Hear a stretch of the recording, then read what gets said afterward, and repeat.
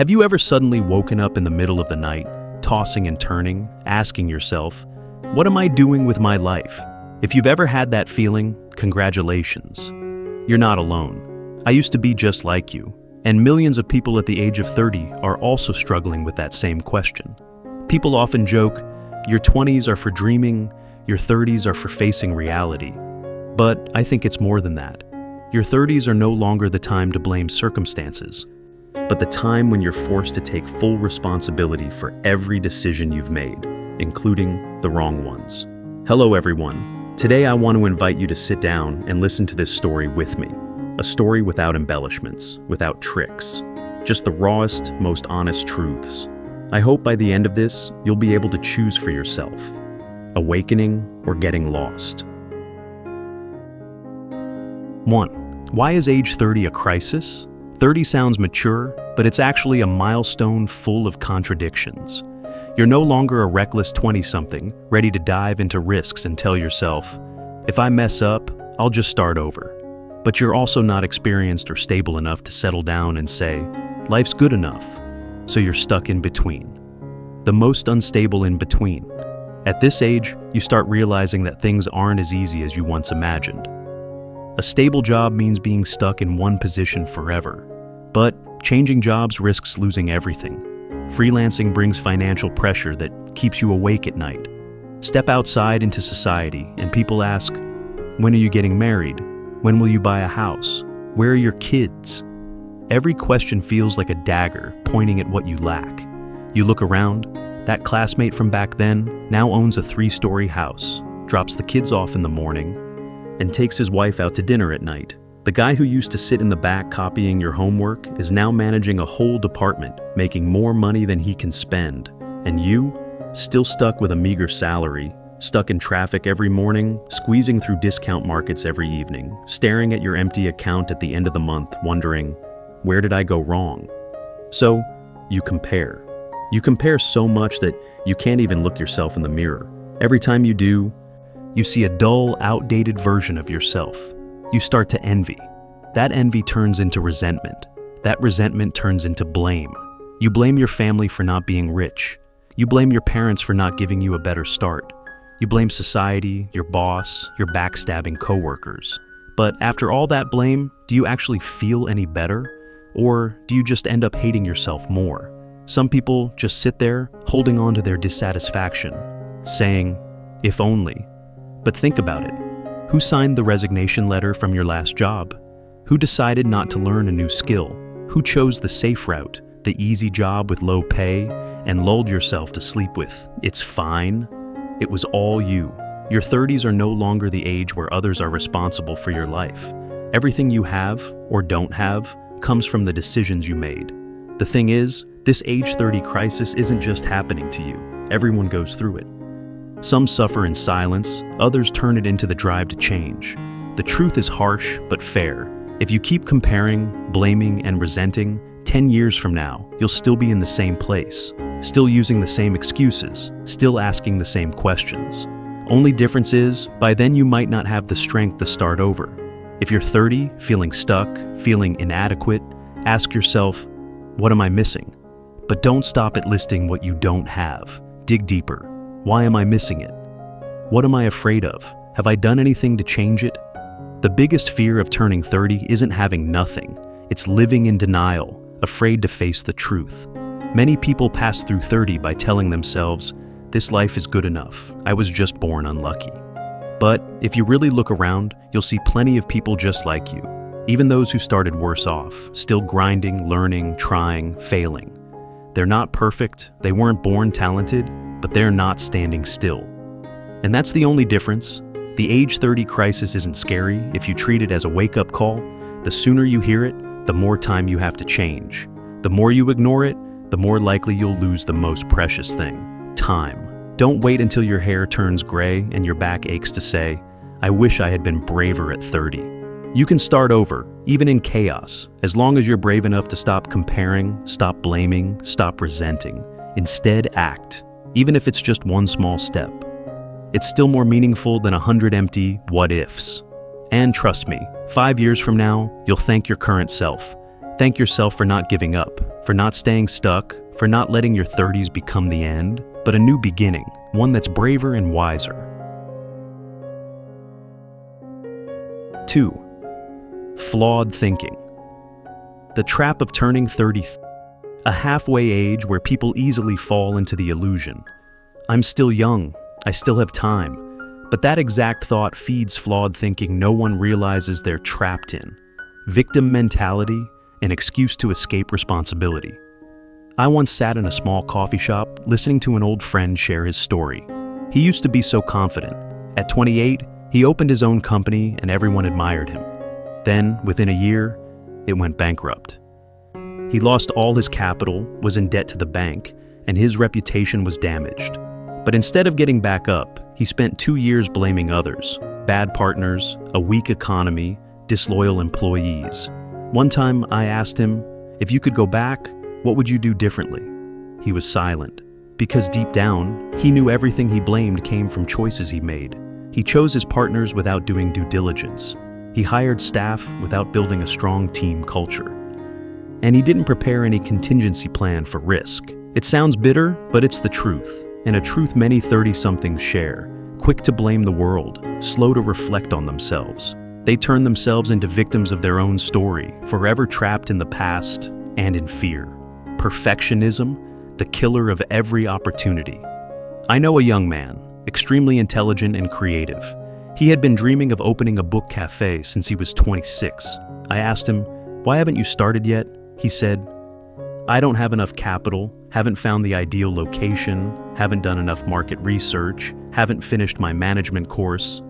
Sounds reasonable, but 4 years have passed, and the cafe still only exists on paper. Meanwhile, another friend of mine had the same dream, but he opened his cafe with only 50 million VND. He made mistakes, corrected them, and gradually expanded. After 3 years, the small cafe had grown into a chain of 3 branches. Perfectionism is the most solid wall blocking all action. The more you want everything to be perfect, the more you'll never feel ready. Because in life, nothing is ever just right. Things only improve once you actually begin. The "it's too late, forget it" mindset, a trap that kills hope. At 30, you start making comparisons. Others own a house at 25, get promoted at 28, while you're still stuck. You convince yourself it's too late. Just settle with the current situation. But imagine this, if you keep thinking that way, who will you be in 5 years? An outdated version of yourself, repeating the same regrets. I once met a 32-year-old woman, tired of her administrative job, wanting to study design, but she held herself back. "If I start now, who would hire me? By the time I graduate, it'll be too late." Years later, I met her again. She was still in the same position, still typing away for 8 hours a day, still dreaming of another career, but never daring to begin. Late is not about your age. Late is when you no longer dare to learn, no longer dare to start over, no longer dare to believe you deserve a different life. So, how do you escape from distorted thinking? Be honest with yourself. Am I making excuses, or am I learning? Am I trying to make everything perfect, or have I actually taken action? Am I justifying out of fear, or am I finding a way to break through? 30 is not late. It's only truly late if you keep sitting there waiting for the right conditions. And trust me, opportunities never wait for you. Start. Even with something small, a new class, a small project, a trustworthy relationship, a step forward. When you break free from distorted thinking, you'll see that 30 is actually a powerful beginning, not a stage of stagnation. 3 stages of awakening, a clear path for those who dare to change. Awakening has never been easy. It doesn't come from waking up one morning suddenly feeling different. It comes from sleepless nights asking yourself, what kind of life am I living? It comes from bitter tears when you realize you're behind, lost, stuck. And most importantly, it only comes to those brave enough to face the ugliest truth about themselves. Stage 1. Accept the truth. Hurt to awaken. Stop lulling yourself with excuses. If your finances are bad, don't blame your boss, the market, or the economy. Honestly admit, I've been lazy, I've avoided change, I haven't learned anything new. Grab a pen and paper, write it all out. Where are you weak? What's kept you stuck all this time? What are you most afraid of? If you can't even say it out loud, that fear will control your life forever. I once witnessed a close friend admit a harsh truth. He had lived off his parents for 10 years. He used to blame failed startups and a tough economy. But once he dared to face it, he started rebuilding his life. And just 3 years later, he bought his first apartment and took care of his aging parents. Stage 2, restructure your mindset. Learn to ask different questions. Once you see the truth, take the next step. Change your perspective. Remember, the questions you ask determine the quality of your life. Someone who keeps asking, "Why am I so miserable?" will stay miserable. But someone who asks, "How can I change?" will find a way out. Instead of complaining over coffee with people as stuck as you, seek those who've overcome what you're going through. Want to get out of debt? Find someone who was billions in debt but got back up. Want to increase your income? Meet people who once had nothing but dared to learn new skills, dared to sell, dared to work extra jobs to build capital, and read books. One good book is better than 1,000 empty pieces of advice. Listen to podcasts, watch real-life success stories on video. The more breakthrough thinking you absorb, the more your brain will reprogram itself. This isn't something that happens overnight. But day by day, your brain will start asking better questions and taking better actions. Stage 3. Take consistent action. Do small things every day. Don't expect awakening from a few inspirational quotes. Everything you know is meaningless without action. Want to increase income? Stop daydreaming about passive income. Start learning a new skill, get a side job, or sell a small product you believe in. Want better relationships? Be the one who gives first. Call someone, send a message asking, "Is there anything I can help you with?" A coffee meeting might open doors you never imagined. Perseverance isn't about doing big things. It's about being disciplined in small things. 30 minutes of reading daily. Tracking expenses every night. Exercising 20 minutes each morning. Add up 1% progress every day, and you'll witness a powerful transformation in 1 year. 4. A lesson about responsibility. If you keep blaming others, you'll stay stuck. No one is coming to save you except yourself. Try asking yourself, the job you're doing, who chose it? You were the one who applied, interviewed, and nodded in agreement. Low salary, high pressure, toxic environment, but you stay because you think you're not good enough to leave or because you're afraid of being unemployed. Who is responsible for that, if not you? The person you love is the same. You chose to enter that relationship even though you saw the red flags. You told yourself, "He will change," or "She will understand me better." But when everything falls apart, you blame, "He wasn't good. She didn't understand." The truth is, every breakup reflects the initial choices we accepted. Even the city you're living in, crowded, cramped, full of traffic jams and pollution, is somewhere you chose to stay. Because of work, family, opportunities, lifestyle. You can choose to leave or find a way to adapt, but few people dare to change because they're afraid of the responsibility of starting over. Responsibility sounds scary because it forces you to face yourself. There's no more room to blame your boss, your parents, your partner, or the times. But responsibility is also the only key that unlocks the door to freedom. When you realize I created this life, only then do you have the right to say, "So I will create a better one." You can start with very small things. If your job no longer fits, don't sit there complaining every Monday morning. Plan to learn a new skill, request a transfer, or find a different environment. If the relationship no longer makes you happy, don't waste your youth just because you're afraid of being alone. Better to be hurt once than to live in torment for years. Your 30s can feel like a shaky crossroads, but it's also the golden time to build responsibility as a survival habit. A 30-year-old who knows how to take responsibility no longer fears life's hits. They understand, mistakes don't kill you, only avoiding them does. Successful people aren't those who never make mistakes. They're the ones who are always willing to take full ownership of the consequences of their own decisions. They don't wait for miracles or hope someone else will change them. They know the moment they change themselves, their whole life changes too. So, if you're sitting here reflecting on the dissatisfaction in your work, love, family, or health, stop complaining and start asking, What can I do differently from today? You can't control who will love you or who will treat you fairly, but you can control how you respond and how you take responsibility for your choices. Once you master that, you'll realize nothing can hold you back except the limits you place on yourself. And when you take full responsibility for your happiness, you'll see that freedom has never been so close. 5 small tools that save you in your 30s. Some mornings you wake up with an empty mind, asking yourself, what am I even living for? If that's you, start with something that seems tiny. Write down the 5 most important values in your life. Don't write like it's for a book. Be honest, like only you will read it. Back then I wrote family, health, freedom, knowledge, and finance. What about you? Maybe you'll add love, creativity, or contribution. It doesn't matter. What matters is that it truly resonates with you. After writing it down, take that paper and place it next to your daily or weekly schedule. Every meeting, every coffee hangout, every hour of scrolling, every late night. Do they really serve those values?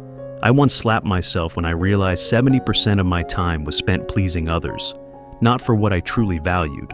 Tool number 1, a 30-day journal. Sounds old-fashioned, but don't underestimate it. Every night before bed, answer these 3 questions. What decision did I make today? What mistake did I make? What did I learn? Don't write to decorate, write to have a conversation with yourself. You'll be stunned when you realize some mistakes keep repeating just because you didn't have the courage to name them. I remember once writing, I delayed calling mom to apologize just because of my stupid pride. After writing it down, I did it the next day. Those journal pages will be proof of how much you've grown, even in moments of failure. Tool number 2, build a support circle, your own mental ecosystem. At 30, I realized I couldn't face doubt, pressure, and temptation alone. I picked 3 friends who truly shared my mindset, not ones who comforted me with empty praise, but ones who dared to say, "You're fooling yourself." Every week, we'd call each other, share goals, report progress, even failures. One time I admitted, I feel so incompetent, and that friend just laughed. Then do something to be less incompetent. Complaining doesn't save anyone. These small tools have big power when maintained. Don't write your values once and forget them. Don't journal for 3 days, then quit. Don't gather your support circle only to disappear. Everything works only if you patiently make it part of your daily rhythm. Finally, don't expect anyone to save you from your rut. These tools aren't magical, but they'll help you understand better who you are, where you stand, and what kind of life you want to live. And believe me, you'll be surprised how just a few pages, a few calls, a few journal entries can slowly shift your life. It may be slow, but strong enough to keep you steady through the nameless crossroads of your 30s. 30, awakening, or lost? That's a question no one else can answer for you. No matter how many tips you hear, how many books you read, in the end, only you know exactly where you stand and how you'll take your next step. You know, there are people who, even at the age of 30, still blame their parents for not giving them a better starting point. They blame fate for being unfair. They resent their boss, colleagues, partners, even their lover, for not giving them an easier life. But if you stop for a moment and take a deep look into the things you're blaming, you'll see a harsh truth. You made the choice. You chose to accept a low-paying job because you were afraid to switch careers. You chose to stay in a toxic relationship because you feared being alone. You chose to waste time on meaningless fun because you were afraid to face yourself. You chose to spend all your money instead of learning how to invest. And then you told yourself, it's because of circumstances, fate, someone else. Be honest with yourself. I chose it, and I also have the right to choose again. If today, this very moment, you knew for sure that every decision you make would shape the next 5 years of your life, what would you do differently? It won't be easy, because change has never been easy. All it takes is for you to admit, no one is going to save me except myself. All it takes is for you to ask yourself, what would happen if I started taking 100% responsibility for my life? Maybe you'll have to cut off relationships that have long decayed. Maybe you'll have to say no to pointless hangouts to sit down and learn a new skill. Maybe you'll have to work twice, 3 times as hard, and accept being more exhausted than your peers. But in return, little by little, you'll start to feel truly alive, not just existing and waiting for a miracle. And remember, you're not alone. Even when you feel the whole world has turned its back, there are always people like you, quietly fighting every day to keep a promise to themselves. I will not abandon myself again. Start with the smallest things. Turn off your phone for 1 hour every evening to focus on reading. Teach yourself how to manage expenses, record every single item, even just 10,000 VND. Wake up 30 minutes earlier to exercise, to tidy up your room. Be brave enough to say no to people who drain your energy. These little things will gradually change the way you see the world. You'll realize that no one owes you anything, and no one has the duty to pull you out of the mud, except you. Turning 30 can be the scariest turning point, or it can be the strongest new beginning. You have the right to choose again, you have the right to start over, as long as you dare to take responsibility. And if there comes a moment of weakness, remember, you are not alone. There's me. And millions of others still fumbling, stumbling, and standing back up. The only difference is, who will be more patient with the path they've chosen? I hope, after this message, you will look at your past years with different eyes, softer, clearer, more decisive. And starting today, you'll stop blaming, because you deserve a future built by your own hands.